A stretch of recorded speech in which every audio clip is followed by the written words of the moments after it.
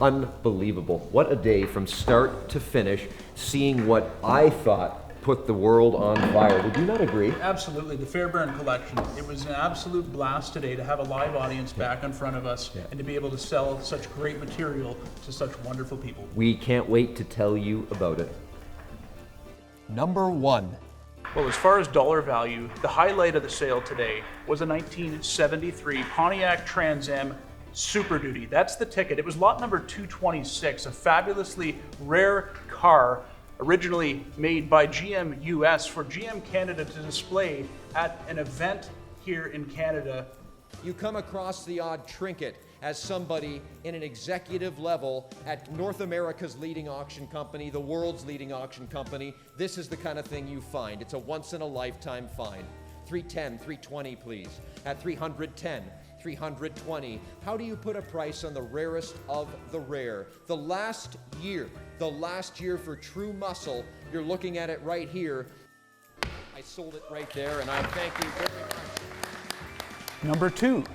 So the 1966 Jag E-Type was a special car. I mean, you can spot that car from a mile away. The iconic Jag E-Type, a special vehicle, one of the crown jewels of the Fairbairn collection. 163, that's right, 163 is the remarkable Jag E-Type car. This is as good as it gets, the iconic series with performance. This example's had a ground-up restoration. It's a great example of a racing-inspired, engineered vehicle from 1966. It is the iconic E-Type series, 4.2-liter fixed-head coupe. You just don't see these come to market, period. Not under any circumstance, unless, of course, we're talking about the Fairbairn collection. There's nothing that isn't great about this example. The best of the best. 110, 115. 110, 115. Sold. Gonzo. Thank you very much. Number 3. So another one that got the crowd going was lot number 224, a 1970 Chevrolet Corvette LS5 Roadster. And that car was a rotisserie restoration, numbers matching, just exactly what anybody looking for that car would want as far as a premier example. This example, the 1970 Chevrolet Corvette LS5, the big block. Everybody looks for one of these, but how often do you find one that has the rare accessories that make it distinctive, that make it extra distinctive, to make it the kind of vehicle that an advanced collector would find interesting? Try air conditioning. Try all the features that never existed in these, including the 4-speed. This is a rarity for sure.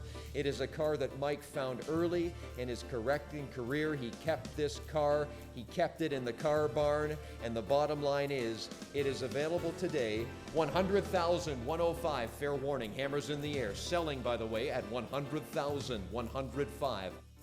Tim, you did it. You did it, absolutely, and thank you very much. Number 4.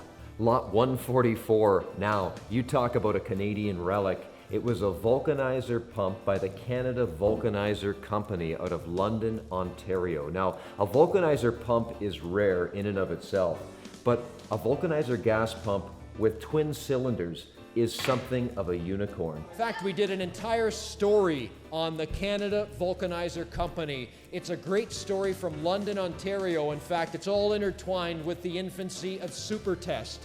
The Vulcanizer is one of the scarcest pumps. These were often Supertest pumps. This has been outfitted in Red Indian, but the big thing that makes this rare is it's a twin. It's a twin.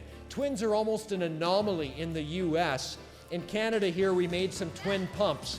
This was a great example. 60,000, 65, anyone else? Fair warning then, 60,000, asking 65. Sold it right there. There's a monumental moment. Number 5.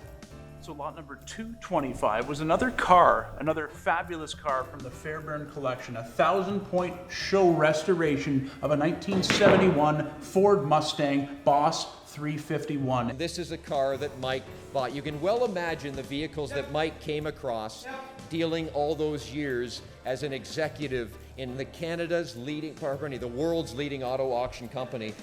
55, 60,000, 65,000. This 71 is a very special car. 60,000, 61,000 now. High output 351 is what you want in these cars. That's just the bottom line.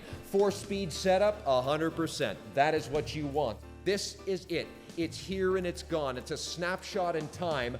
Why not seize this chance at 90, 95, please? You're under 100. Feel cool and calm. I sold it.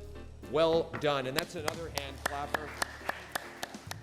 Amazing to think, Justin, that we stepped into this building not, 5 months ago, and look at the Fairbairn collection. It has been sold from one side to the other, and it was all sold in place, exactly where things sat.